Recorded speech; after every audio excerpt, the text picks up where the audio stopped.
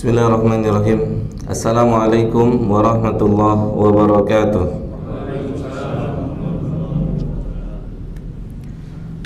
Alhamdulillah, wassalatu wassalamu atamani akmalani alal mab'uthi rahmatan lil alamin wa ala alihi wa ashabihi wa man sara ala nahjihi ila yaumiddin, amma ba'd.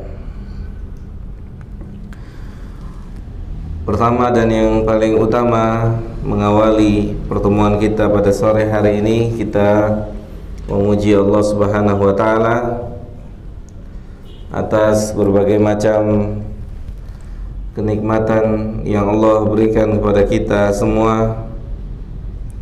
Nikmat Islam, nikmat iman, nikmat bisa beramal soleh, yang semoga kenikmatan ini diberikan oleh Allah terus menerus pada diri kita sampai akhir hayat usia kita masing-masing. Kemudian salawat dan salam tak lupa senantiasa kita curahkan pada Nabi kita tercinta, Nabi Muhammad SAW, kepada keluarganya, kepada para sahabatnya, dan kepada siapa saja dari umatnya yang berusaha untuk istiqomah mengikuti ajaran beliau sampai hari kiamat nanti. Jamaah yang dimuliakan oleh Allah Subhanahu wa taala, kajian kita pada sore hari ini yaitu diberikan judul oleh panitia, manusia antara takdir dan kehendak.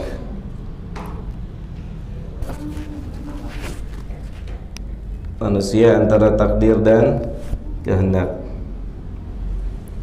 Ya, dalam permasalahan ini perlu kita fahami dengan sebenar-benarnya agar kita tidak salah faham terhadap takdir atau keputusan daripada pencipta kita, yaitu Allah Subhanahu wa taala.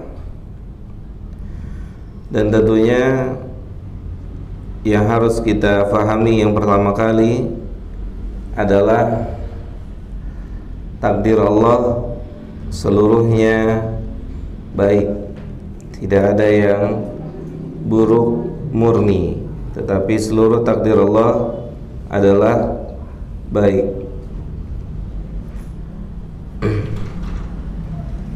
Jika takdir Allah Subhanahu wa taala bisa disikapi, bisa diterima dengan ilmu, maka seluruh takdir Allah akan menjadi baik. Sebagaimana yang Nabi kita Muhammad SAW sabdakan, bahwasanya ajaban li amril mu'min, kata Nabi kita SAW, menakjubkan perkara atau urusan seorang yang beriman. Inna amrahu kullahu khairun lahu, sesungguhnya seluruh urusannya itu baik baginya, dan kebaikan ini tidak diperoleh, atau takdir ini tidak bisa diperoleh oleh selain orang-orang yang beriman. Kemudian Nabi kita memperinci, sallallahu alaihi wasallam memperinci, yaitu jika seorang yang beriman menerima takdir Allah yang dirasakan sebagai sebuah kebaikan, keberuntungan, maka takdir yang dirasakan baik atau takdir yang dirasakan sebagai sebuah keuntungan itu tidak mesti menjadi baik untuk penerimanya. Tidak mesti. Misal, saat orang ditakdirkan oleh Allah Tabaraka wa ta'ala tampan, wajah yang cantik, kemudian juga misalnya seseorang memiliki kelebihan harta, kelebihan kepintaran. Oke, kita semua sepakat ini adalah sebagai sebuah kebaikan. Sahih Pak ya? Kita sepakat ini adalah sebagai sebuah kebaikan.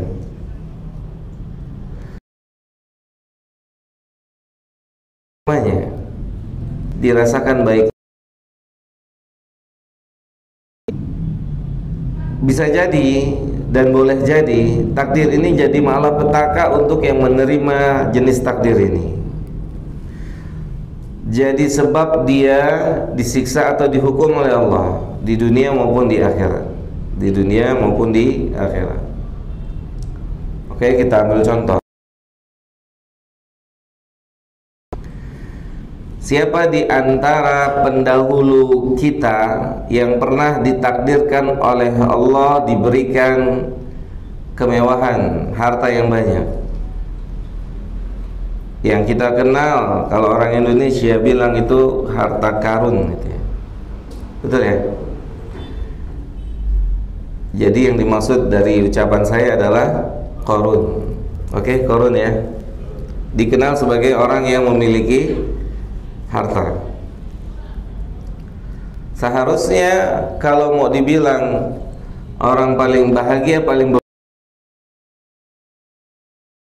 karena beliau memiliki perbendaharaan harta yang apa, Mas Tomo? Yang banyak. Gitu. Jawaban paling mudah tuh, yang banyak gitu ya, Mas Tomo ya. Yang diinginkan oleh orang-orang awam. Diinginkan oleh orang-orang awam. Bukan diinginkan oleh orang-orang yang berilmu. Bukan diinginkan oleh orang-orang yang berilmu. Tetapi apa yang dimiliki oleh Qarun yang secara lahiriah itu adalah sebagai sebuah kebaikan.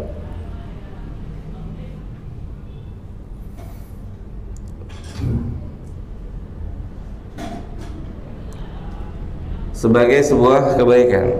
Sebagaimana orang awam hari ini dan sampai kapanpun orang awam akan menilai, melihat sebuah kebaikan dari sisi lahiriah. Dari sisi lahiriah, dari ketampanan. Orang yang kurang tampan akan berkata, coba saya punya wajah tampan seperti itu. Orang yang kurang cantik, dia akan berkata, alangkah indahnya kalau wajah saya secantik wajah si wanita tadi. Orang yang kurang kaya, alangkah baiknya kalau saya punya harta yang berlimpah seperti si fulan atau si fulana. Dan seterusnya dari kebaikan dunia yang dinilai secara lahiriah oleh keumuman manusia, dan yang terlebih khusus adalah oleh orang-orang awam. Orang awam. Oke, kita lihat Pak, misalnya Allah Ta'ala berfirman dalam surat Al-Qasas ayat 79. Allah Ta'ala berfirman dalam surat Al-Qasas ayat ke-79. Kata Allah, فَخَرَجَ عَلَى قَوْمِهِ فِي زِينَتِهِ. Saat Qarun itu keluar atau dia bermuamalah di sekitar kaumnya, di hadapan kaumnya, kemewahan yang dia miliki.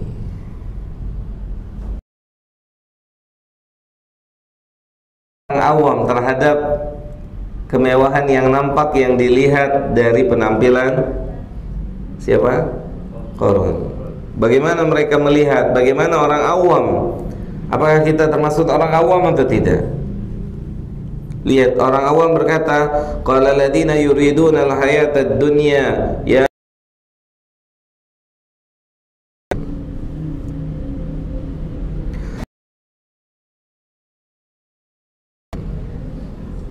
Kata orang-orang awam, orang-orang yang menginginkan kehidupan dunia, orang lahiriah sebagai tolak. Jadi kalau cantik itu bahagia, kalau ganteng itu bahagia, kalau kaya itu bahagia, kalau jadi pejabat itu bahagia. Yang orang punya tolak ukur bahagia itu seperti ini. Mereka berkata, qala alladziina yuriduna al-hayata ad-dunya ya laita lana mithla ma utiya Qarun. Seandainya saya punya seperti apa yang dimiliki oleh Qarun. Seandainya saya punya seperti apa yang dimiliki oleh Qarun, kayaknya enak nih gitu. Kayaknya bakal bahagia nih gitu kan. Bakal seneng nih kalau memiliki seperti apa yang dimiliki oleh Qarun. Penilaian ini penilaian lahiriah, penilaian lahiriah.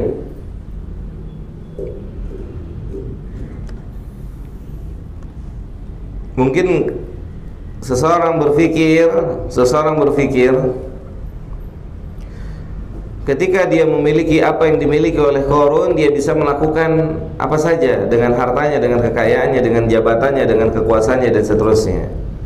Dia bisa mungkin traveling setiap saat dia mau, dia mungkin bisa shopping setiap saat dia mau, dia mungkin bisa kesana kesini setiap saat dia mau dan seterusnya. Lihat Pak, itu cara pandangnya siapa Pak? Orang awam. Cara pandangnya orang awam melihat kebahagiaan atau melihat kebahagiaan itu hanya dari sisi lahiriah. Kemudian kata Allah, wa qala alladziina utul ilma. Kemudian cara pandang orang-orang yang punya ilmu. Bagaimana cara pandang orang yang punya ilmu melihat orang-orang yang seperti Qarun? Artinya apa? Dia punya harta tapi dia tidak taat, gitu kan? Dia punya harta, dia punya jabatan, dia punya kekuasaan, tetapi dia nggak taat sama Allah. Kan tipenya Qarun gitu. Dia punya harta, dia punya kekuasaan, dia punya jabatan dan seterusnya dengan yang semisalnya dari ini, tapi dia nggak taat sama Allah. Lihat orang-orang yang punya ilmu bagaimana cara pandang mereka. Wa qala alladziina utul ilma. Adapun cara pandang orang-orang yang punya ilmu, mereka berkata, wailakum, celaka antum semua. Celaka wahai orang-orang awam, celaka kalau kalian menganggap kemewahan, kalau kalian menganggap jabatan, kekuasaan itu sebagai tanda sebuah kebahagiaan, itu celaka antum semua. Celaka, binasa. Pak, kalau orang punya cita-cita dunia yang tinggi, kira-kira apa yang akan dia lakukan? Apa Mas Ilham? Kalau orang punya cita-cita dunia yang berkaitan dengan dunia itu tinggi, kira-kira apa yang akan dia lakukan? Dia akan lakukan apa saja. Dan apa saja yang dia lakukan intinya mengorbankan apa? Hah? Mengorbankan waktu, tenaga, biaya.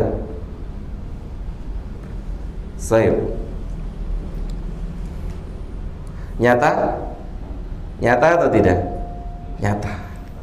Sangat nyata. Tidak bisa dibantahkan secara ayat maupun secara hadis ataupun secara realita kehidupan. Bukankah cita-cita tinggi dari sisi materi dunia itulah yang membuat kita jarang ngaji, yang membuat kita sholat berjamaahnya itu cuman apa? Jumat. Sahih? Sahih, nyata. Mau dibantah bukan? Nggak bisa dibantah. Nyata, real. Apa alasan orang masbuk? Apa alasan orang sholat jamaahnya Jumat doang? Alasannya apa? Sibuk dunia. Nyata? Nyata, real, nggak bisa dibantahkan. Kalau kehidupan realitas saja tidak bisa dibantah, bagaimana dalil? Nggak mungkin. Nggak mungkin bisa dibantah. Bahkan jamaah yang dimuliakan oleh Allah, harta secara bahasa itu kan mal, sahih? Mal itu harta. Dia memiliki makna, memiliki definisi, itu artinya apa? Condong, berpaling.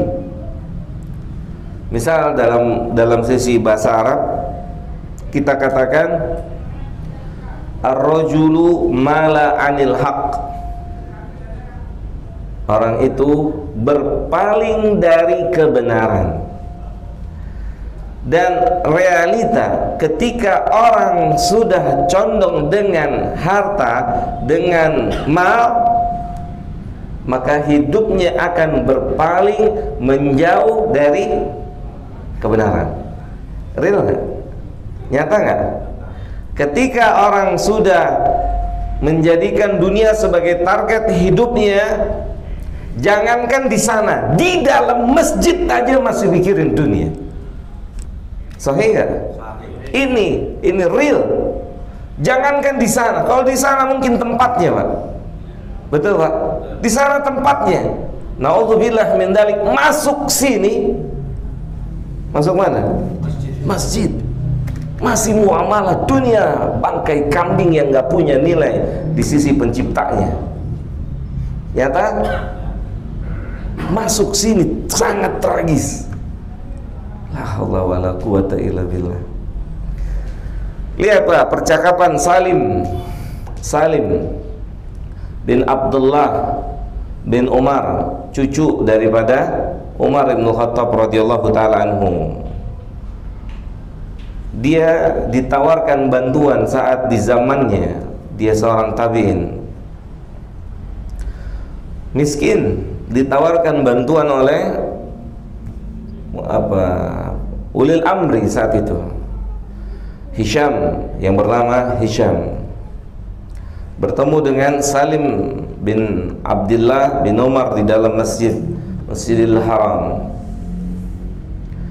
Jadi Salim ini miskin, Pak, miskin.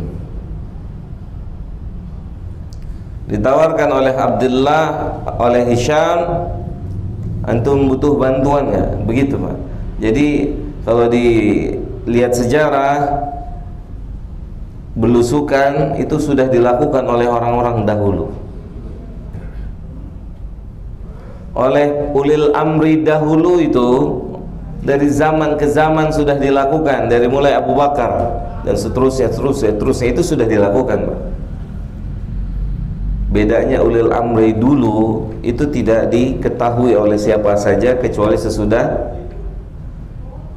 apa? Sesudah orang yang meninggal dunia baru diketahui. Kalau kita, ya itulah, antum nggak usah jawab, tahu sendirilah. Gitu ya. Lihat Pak, ditawarin bantuan sama Hisham. Apa yang bisa saya bantu? Apa kata Salim? Kata Salim, urusan dunia apa urusan akhirat? Gitu. Karena dia bicara di mana, Pak? Masjidil Haram. Urusan dunia apa urusan akhirat? Tentu urusan dunia. Kata siapa? Kata Hisham. Dia bilang, Pak, saya malu ngomongin dunia di rumahnya Allah Subhanahu wa Ta'ala. Saya malu bicara dunia di rumah ini. Oke, Hisham keluar. Nggak berapa lama kemudian Salim keluar, ketemu lagi di luar, Pak. Ketemu lagi di luar. Tanya, apa yang bisa saya bantu? Kata Salim, urusan dunia apa urusan akhirat? Urusan dunia. Kalau urusan dunia, kalau urusan akhirat, Salim orang soleh, ahli ilmu. Urusan dunia. Apa kata Salim, Pak? Saya nggak pernah minta dunia kepada yang punya. Bagaimana saya mau minta dunia kepada antum yang bukan pemilik dunia ini? Itu Pak. Itu ngajinya di mana tuh, Pak? Yang kayak begini ngajinya di mana tuh, Mas Ilham? Hah? Ya Pak ya. Ini perlu. Oke, ini perlu kita cari nih. Oh, ngajinya kayak gimana ini di mana, bagaimana caranya? Imannya kayak apa tuh? Saya nggak pernah minta dunia, antum tawarin dunia, padahal antum bukan pemilik dunia ini. Allahu Akbar. Luar biasa, ajib, luar biasa. Hah? Baik, kita lanjut kisah Qarun, Pak. Wa qala alladziina utul ilma, antum binasa, antum lihat sebagai sebuah kebahagiaan Sebuah kebahagiaan itu adalah dari sisi materi dunia atau yang besar. Kalau kebahagiaan itu sisi materi dunia, seharusnya orang yang paling sengsara di dunia ini siapa? Nabi. Sahih. Nomor berapa? 1, 2, 3. Kalau materi dunia sebagai tolak ukur kebahagiaan seseorang, berarti orang yang Nabi pernah nggak makan berapa? Rumahnya pernah sembilannya ditanya ada makanan, nggak ada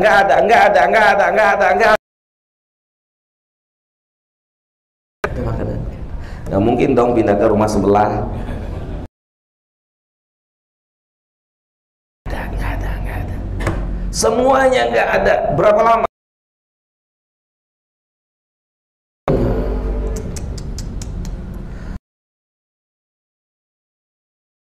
Tengok kondisi Nabi dulu pernah hidup gimana? Karena susah. Antum lihat sejarah gimana Nabi antum hidup dulu. Kalau misalnya kebahagiaan dunia itu nilainya adalah sebuah materi.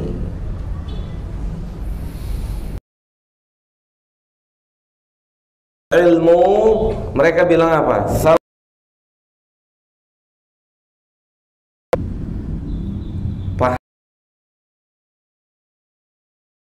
Beramal pada dunia yang antum. Oke, mungkin cara pandang dunia itu besar, tapi cara pandang orang yang beriman, lihat kata Allah itu lebih besar dari apa yang antum lihat. Kesempatan kita diberikan izin oleh Allah masuk ke rumahnya, salat berjamaah, dilanjutkan dengan kajian, itu lebih besar dari dunia dan sisinya kalau kita mengimani apa yang kita lakukan ini. Gak ada apa-apanya yang mereka. Antum lihat apa kata Allah, thawabullah khair.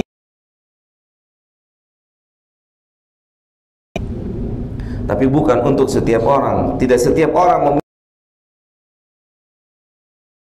amana wa anan. Ya Mas Tomo ya, yakin punya iman. Kalau nggak punya iman, orang rela Mas kehilangan sholat berjamaah, rela. Kan sahabat Abu Bakroh, bukan Abu Bakar, dalam posisi ruku, Pak. Karena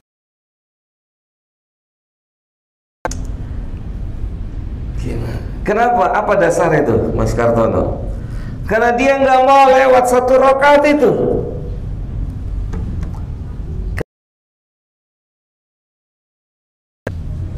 Cuek, slow. Oke? Masih ada waktu nanti. Benar nggak? Ya kan? Slow. Ini tanggung nih, cuan gitu kan? Iya Pak. Cuan fulus, tanggung nih, tanggung. Lihat sahabat, amal soleh itu menghasilkan thawabun khairun, kebaikan yang lebih besar dari dunia dan sisinya. Ada orang yang pernah dapat dunia dan sisinya, walaupun setelah dia mengejar dengan sekuat tenaga, ada?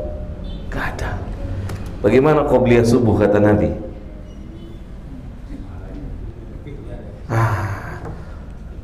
Lebih baik daripada dunia dan seisinya. Pak, kalau nggak punya iman, orang mana cuma 2 rakaat nggak punya apa-apa, kok tetap aja kismin? Benar nggak? Kalau lihatnya dari kacamata gimana Mas Tomo? Kacamata awam dunia, orang nggak punya ilmu. Tapi kalau antum, kalau kita punya ilmu, punya iman, 2 rakaat qobliyah subuh khairun minad dunya wa ma fiha.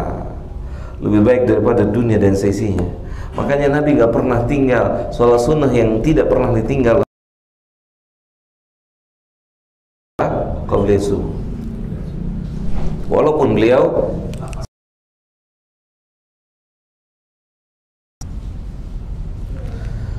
khairun liman amana wa amila salihan. Pahala dari Allah itu lebih besar. Kita datang duduk pengajian, duduk ke dalam pengajian. Orang berpikir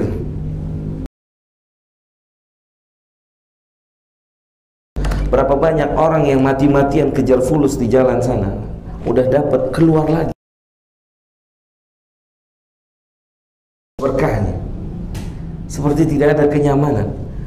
Oh, kita yang ada di dalam rumah Allah, kita yang ada di masjid, kita yang sedang mengabdikan diri kita pada Allah, walaupun melihat dompet isi kantong itu, aduh, memilukan gitu ya. Kan kata Nabi, nazalat alaihi musakinah, diturunkan di dalam majelis ilmu itu ketenangan, bukan di dalam lembaran-lembaran rupiah. Itu prinsip orang awam. Apa kata Nabi tentang orang kaya? Laisal gina an kathratil arad. Orang kaya yang sebenarnya itu bukan orang yang baik. Pak, ada nggak orang banyak harta tetap jadi jongos? Ya paling mudah lah itu ya. Padahal dia punya harta. Maka yang di hatinya tidak ada naruh harapan kecuali, tidak ada yang diharapkan dalam hidup ini kecuali siapa? Rabbul Izzah. Gak ada makhluk dalam jiwanya kecuali satu, Rabbnya. Siapapun kita, seberapapun banyaknya harta kita, setinggi apapun jabatan kita, ketika hati ini bergantung pada makhluk, kita belum masuk level orang apa Pak? Orang kaya. Belum Pak. Ya Ilham. Iya, naik mobil sih, memang naik mobil. Naik mobil. Mobilnya misalnya Afwan aja gitu ya. Avanza. Oke. Ketemu orang yang turun naik Mercy, udah kayak babu. Allah, ya Karim. Padahal antum juga naik mobil. Hah? Nyata gak ini? Nyata dalam hidup ini? La haula wala quwata illa billah. Maka kata Nabi benar, wa innamal gina, adapun yang disebut dengan orang kaya, ginaun nafs, ginaul qalb, di sini nih, enggak punya ketergantungan kepada makhluk. Susah enggak? Susah aja, susah banget.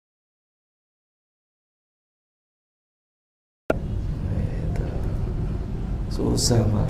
Susah. Coba nih, real. Antum dipanggil nih. Tomon sini. Mohon izin, bulan ini bulan terakhir antum kerja di sini. Pesangon antum, ya semoga hubungan kita setelah ini baik-baik saja. Ya Pak, saya baru. Bagaimana saya cari? Ini orang apa orang? Syukran, jazakallah khairan. Waduh, balik kanan. Melas itu haram kecuali hanya kepada Allah.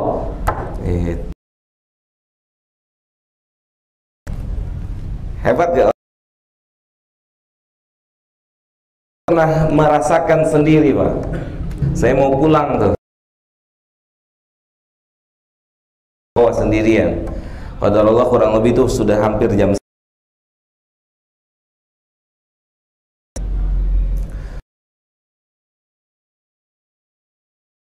Ada tumben saat pengumuman. Saya bilang gitu.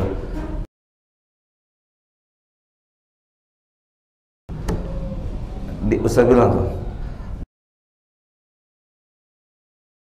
sama makhluk haram, nggak diterima, besok balik lagi tes lagi.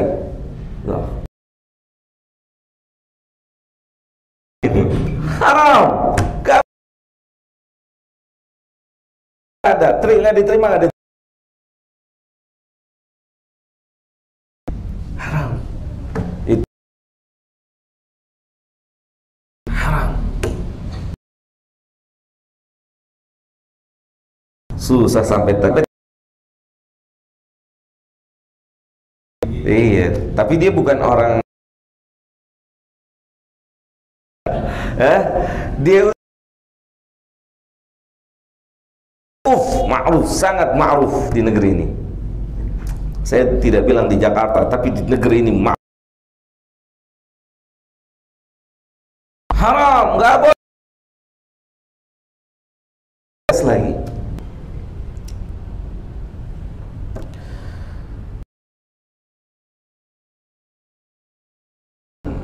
Hasil akhir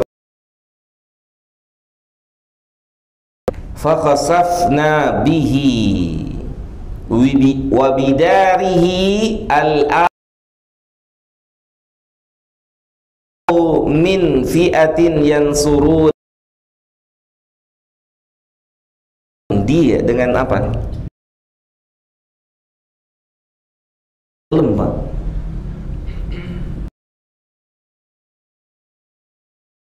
Yang awal kita berarti kondisi jadi baik untuk penerimanya. Jelas? Seperti Qarun, maka tidak menerimanya seperti Qarun, maka menerimanya seperti apa yang diajarkan oleh Nabi, yaitu dengan cara fahuwa khairun lahu, kalau dia bersyukur kemudian perinci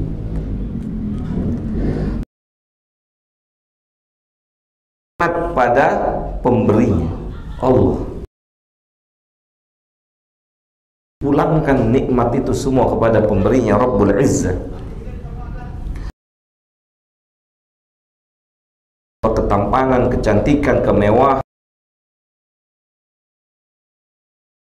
kerasan, semuanya dipulangkan pada pemiliknya, kepada pemberinya. Artinya, oh saya nggak bisa seperti itu, syukur. Itu syukur. Dan surga itu namanya orang yang berhasil,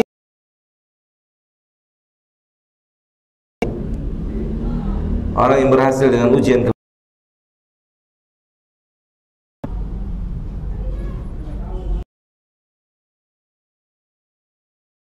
Ini gagal. Tonton akan bermain. Dia bicara di sini, Pak. Apa kata dia? Iya, saya bisa seperti ini. Saya sahih. Dia bicara di sini.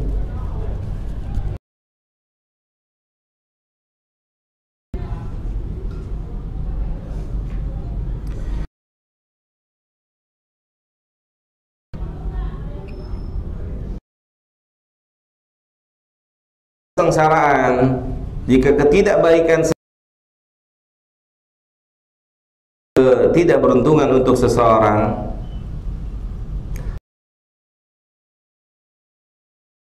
sallallahu alaihi wasallam, akan kurang baik. Kurang baik ini banyak faidahnya. Takdir buruk juga banyak faidahnya. Bukan takdirnya itu. Lihat Umar peduli dengan kehidupan masa depannya besok. Tapi bisa nggak bersyukur? Oh, belum tentu, Pak. Allah kasih kita sukses, belum tentu nih sahih, belum tentu nih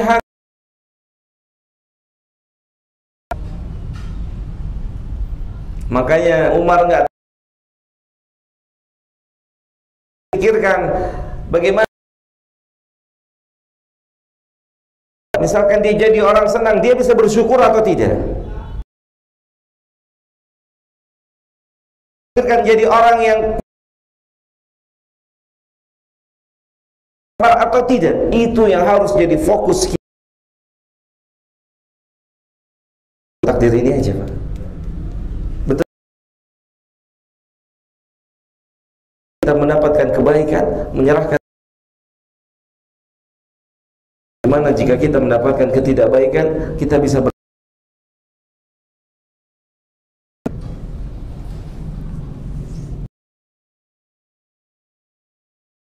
ambil contoh real.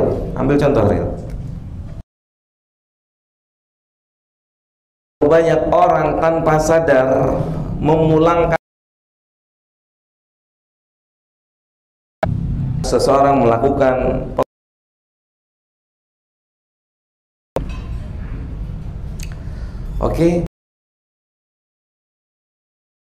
di rumah sakit tertentu, di negeri tertentu.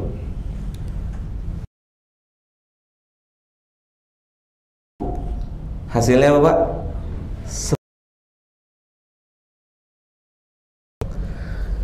Real.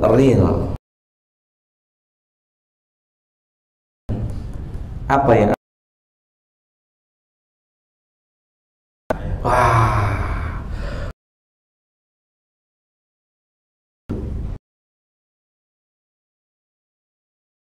dokter ini lewat orang.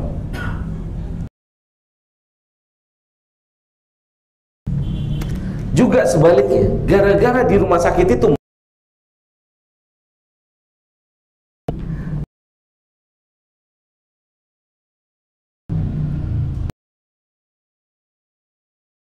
yang mengandung tauhid,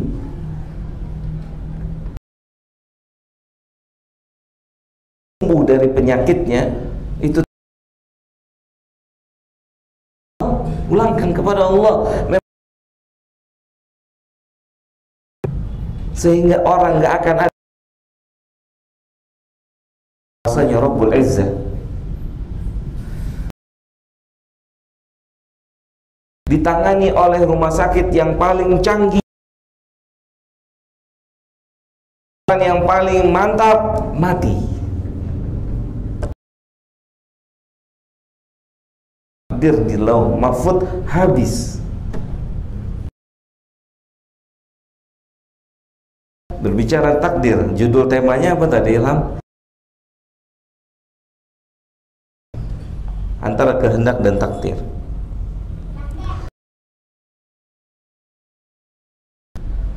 Tahir.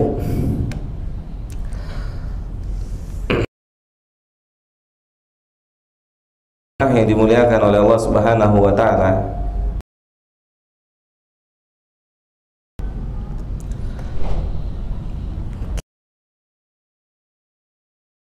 Jalan di atas takdirnya Allah itu adalah dikatakan la yu'minu abdun, seseorang tidak qadar sampai dia beriman dengan takdir. Dikaitkan dengan penetap keputusan. Nggak boleh tidak boleh tidak.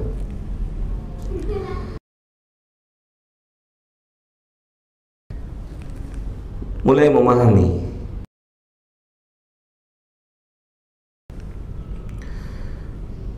takdir.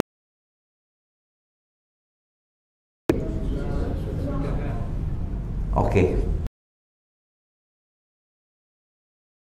Mengetahui takdir sesudah terjadi atau sebelum terjadi? Rabbnya manusia mengetahui takdir. Oke, taib. Ini tauhid, ini akidah, Pak. Ini akidah.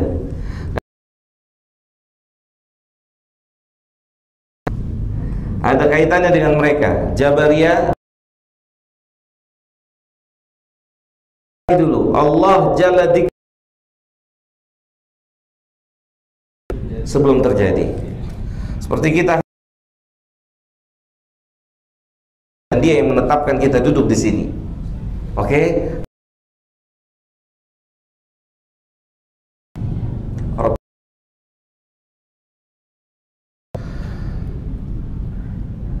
Taib. Sampai kapan Allah mengetahui takdir? Kapan sampai kapan?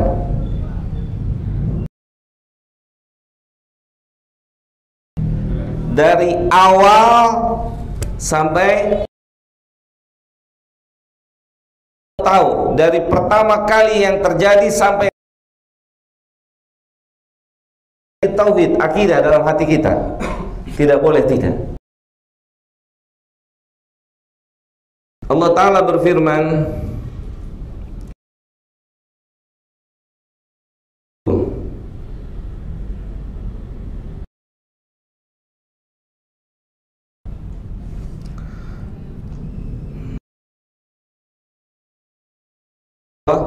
alam ta'ardi, mengetahui bahwasanya Allah langit dan apa yang ada di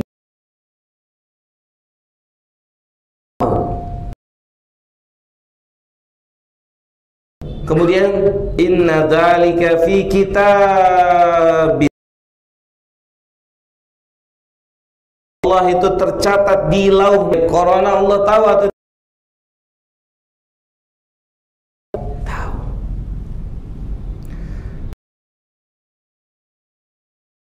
Allah yasir, untuk perkara itu buat Allah mudah.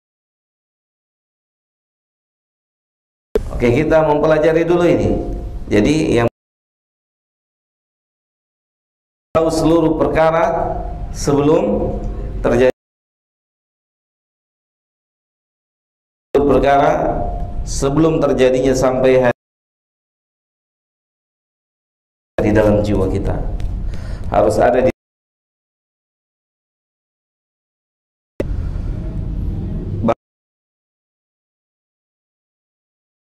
kata Allah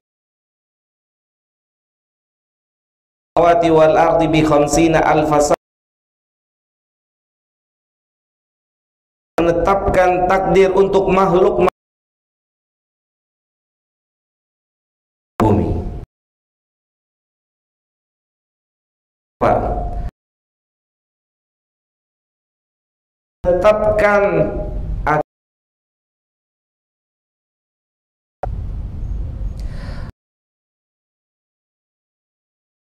tahu sebelum terjadinya.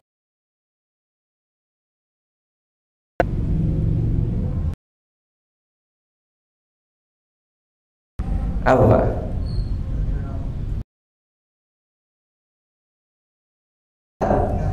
Keadilan Allah. Yang lain apa? Allah mengukur. Yang lain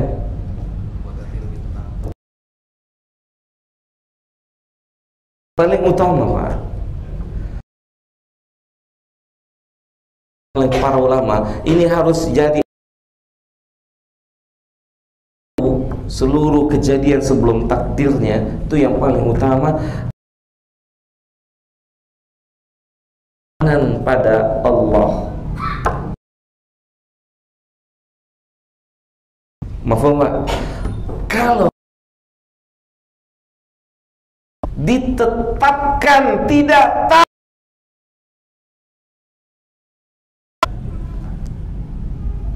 apa bedanya?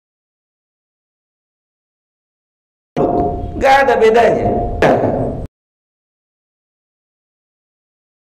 Kalau takdir kecuali sesudah terjadinya, itu qadariyah.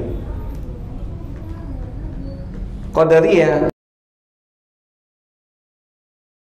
Kita bisa jatuh dalam Qadariyah ketika kita berprinsip Allah tidak tahu apa yang terjadi kecuali sesudah terjadi. Maka itu adalah pola fikirnya Qadariyah. Ahlus Sunnah,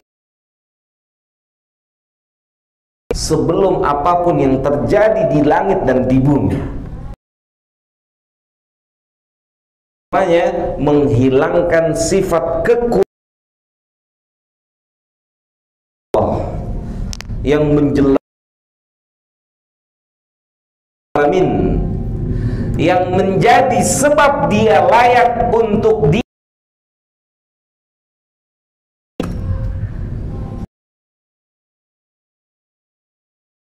akan terjadi dimiliki oleh selain Allah.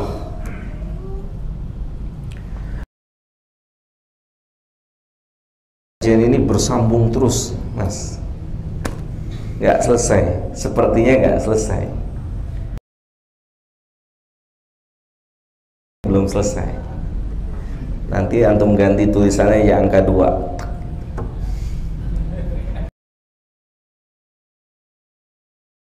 Kalau belum selesai angkanya aja ganti.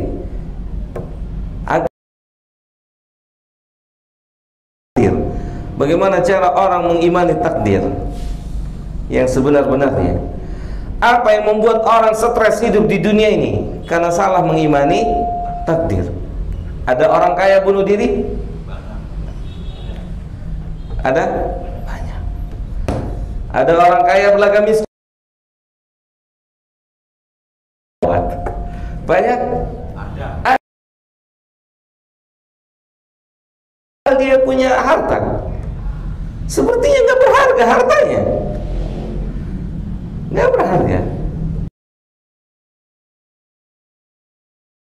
Sebanyak apapun harta kita, gantung sama makhluk miskin.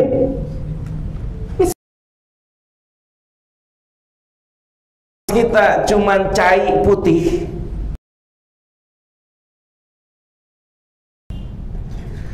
Tok.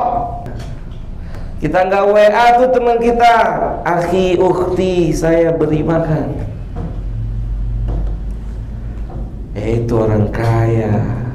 Itu orang kaya. Karena dia hanya mengangkat tangan menghadap pada Rabb-nya, meminta pada Rabb-nya. Jelas sampai sini, Pak? Oke, mafhum ya, Pak?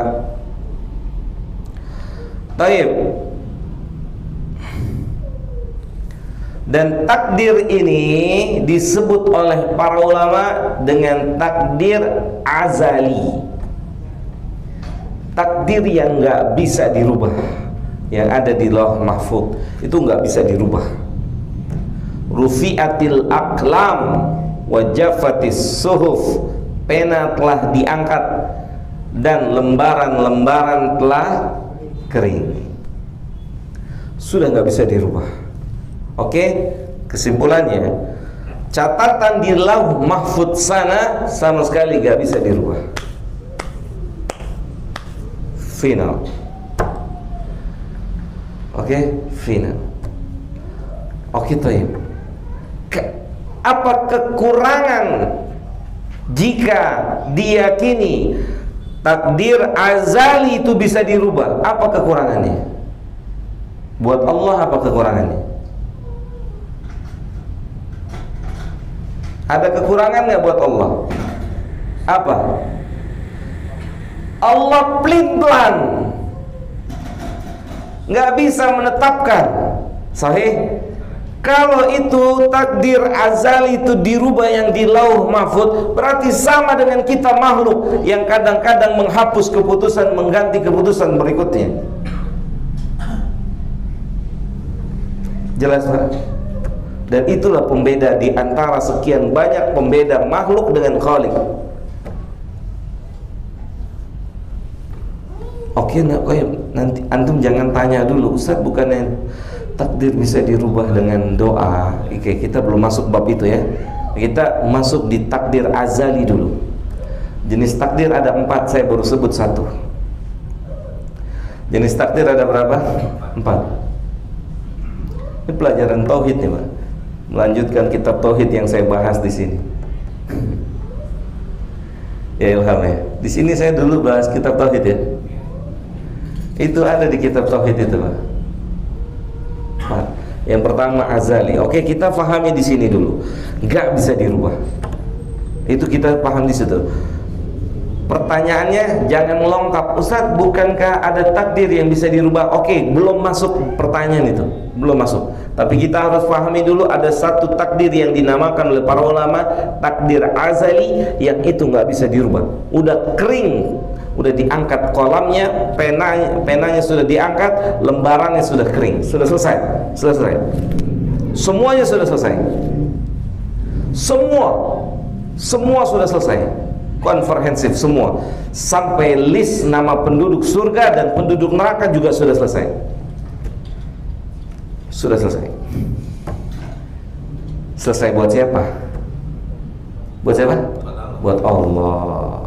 Itu selesai buat Allah. Harus jadi tauhid, harus jadi akidah. Selesai. Jelas? Ilham. Ilham kan? Benar ya Ilham? Benar ya Pak Alen? Ilham? Oke, benar. Iya Ilham ya. Oke, jamaah yang dimuliakan oleh Allah, itu disebut dengan takdir azali, dan dia tidak bisa dirubah, tidak bisa dirubah, dia nggak bisa dihapus. Sudah selesai, nggak bisa dirubah.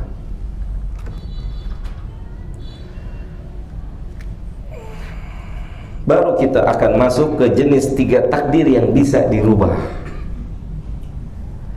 Jenis 3 takdir yang bisa dirubah. Takdir yang nomor 1 azali ini nggak bisa dirubah. Dan 3 jenis takdir berikutnya itu mengikuti takdir azali. Mengikuti takdir azali.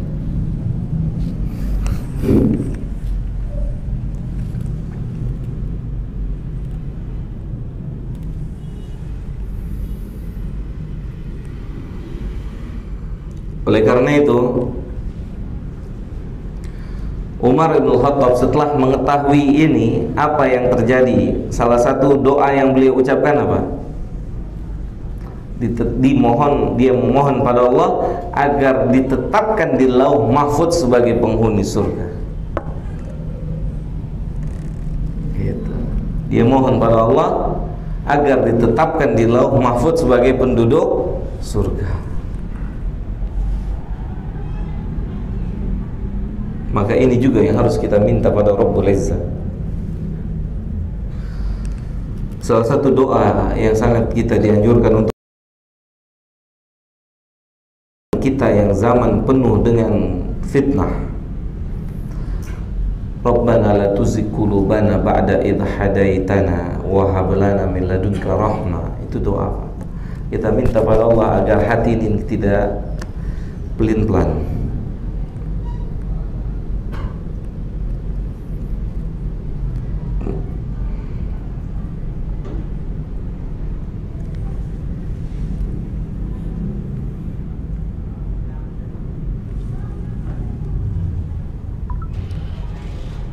Ada soal sampai sini, Pak?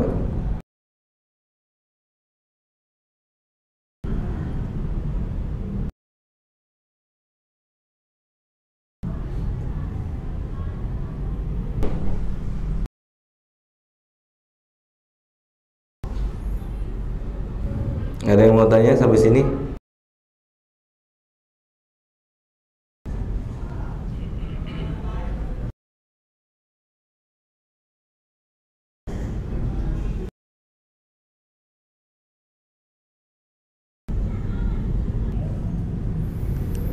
Oke, baik. Kalau nggak ada, kita lanjut dulu.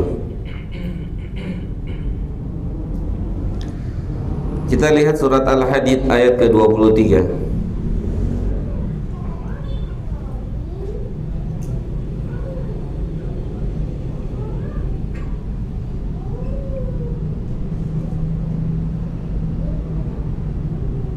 Ini ayat disebutkan oleh para ulama sebagai ayat untuk mengontrol jiwa kita dalam kondisi-kondisi hidup yang kita terima. Ayat untuk mengontrol jiwa kita.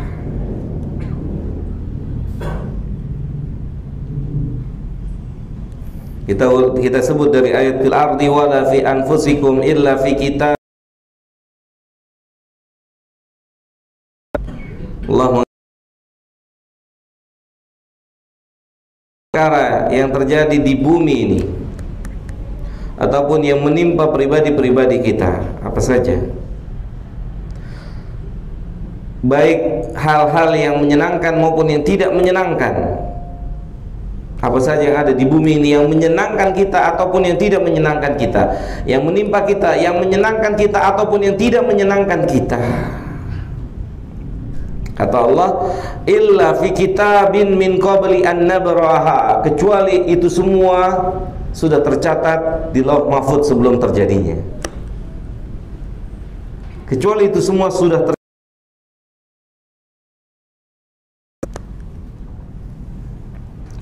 Inna dzalika 'ala Allahi yasir, sesungguhnya perkara tersebut buat Allah mudah.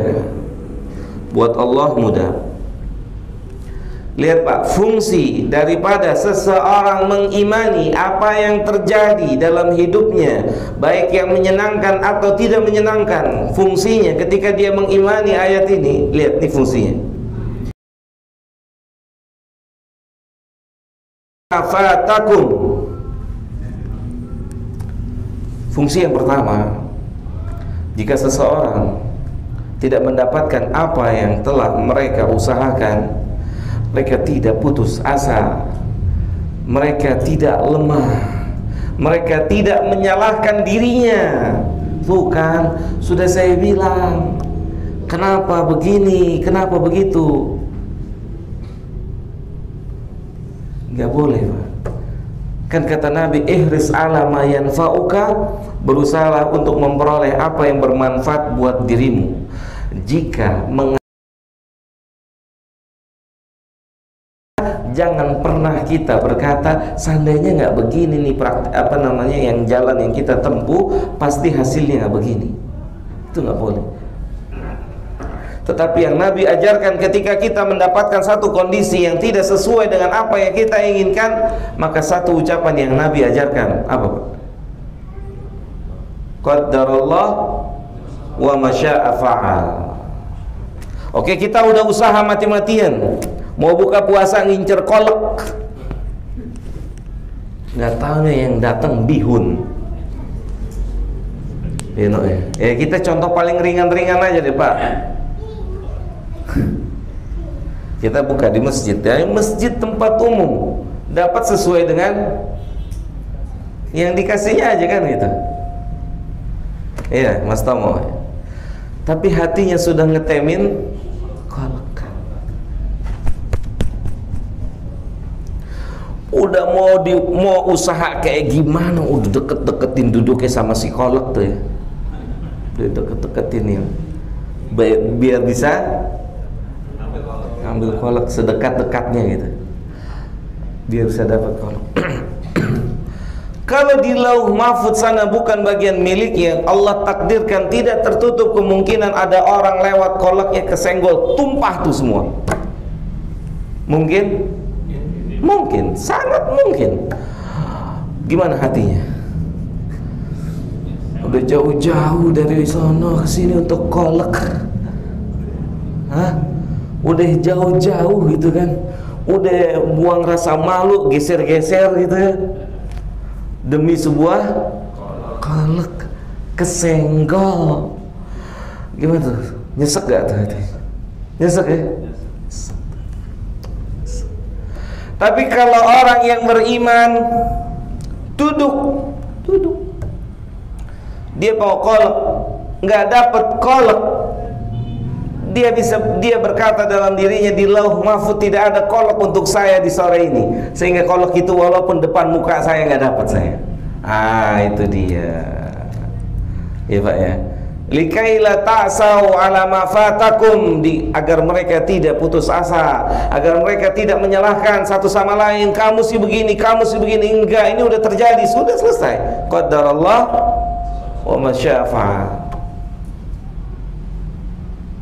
Oh, kenapa antum kok begini? Iya, saya jadi orang yang beruntung karena saya miskin, saya penyakitan. Enggak.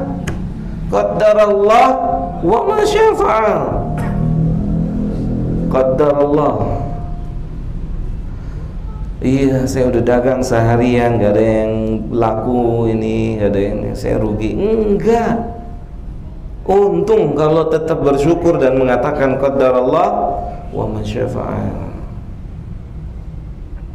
Gitu, Pak. Dan juga sebaliknya. Wala tafrahu bima atakum. Ini prinsip hidup berikutnya nih, Pak. Ketika kita kejar-kejar sesuatu, kemudian kita usahakan dapat, oke? Jelas Pak sampai sini? Oh, kita sudah usaha maksimal, terus dapat nih. Ini Allah ingetin. Kata Allah apa? Wala tafrahu bima atakum. Jangan berlebihan. Yang ente dapat itu tertulis di lauh mahfuz. Kira-kira bisa sombong nggak orang? Bisa sombong nggak? Kalau dia punya iman kayak gini bisa sombong nggak? Gak bisa, Pak. Gak bisa. Begitu dapat, duduknya udah begini nih, Pak. Ini Pak Alen ya.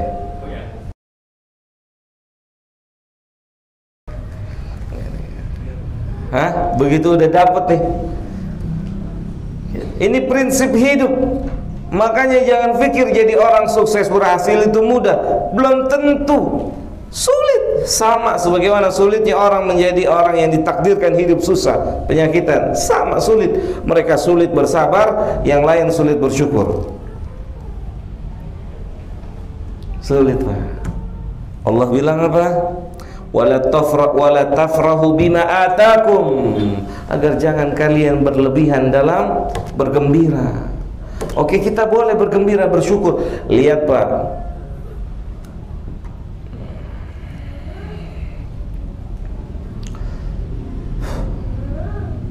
Abdurrahman bin Auf saat menerima kenikmatan dunia, apa yang beliau katakan? Kita tahu Abdurrahman bin Auf salah satu sahabat yang memiliki harta yang sangat banyak, triliunan. Hartanya kalau dirupiahkan triliunan, bukan miliaran, triliunan. Karena ada kitab, saya lupa nama judul kitab, yang para ulama memperinci berapa jumlah harta yang dimiliki oleh Abdurrahman bin Auf. Itu sampai angka T, bukan M, T. Saat beliau menerima rizki, kemewahan, apa yang beliau katakan? Apa doa beliau? Allahumma la taja'al, ya Allah, janganlah engkau, Allahumma la taja'alni, jangan jadikan saya menjadi orang yang mendapatkan gitu, Pak. Lihat, Pak, kayak kurang saleh apa dia? Syukur atas segala nikmat yang kita miliki hari ini, bukan kenikmatan yang engkau segerakan di dunia ini. Dan saya itu yang dikhawatirkan sahabat. Makanya mereka enggak berlebihan saat mereka punya banyak harta, berlimpah harta mereka. Mereka enggak berlebihan, justru mereka khawatir apa yang mereka miliki sebagai ganti ganjaran, dan di hari kiamat mereka tidak dapat apa-apa. Nah, begitulah sikap yang harus kita miliki. Apapun yang kita terima, khawatirlah, mudah-mudahan ini tidak menjadi kenikmatan yang Allah segerakan.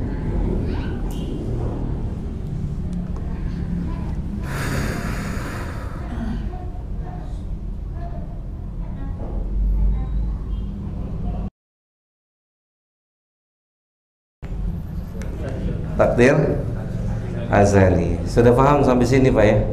Takdir azali ini sebut takdir yang nggak bisa dirubah. Nggak bisa dirubah. Kita belum bicara takdir yang bisa dirubah. Akan ada 3 jenis takdir yang disebutkan oleh para ulama berdasarkan ayat dan hadis. Ada 3 jenis takdir lagi, dan dia bisa dirubah, atau bisa diganti. Waktunya sudah selesai.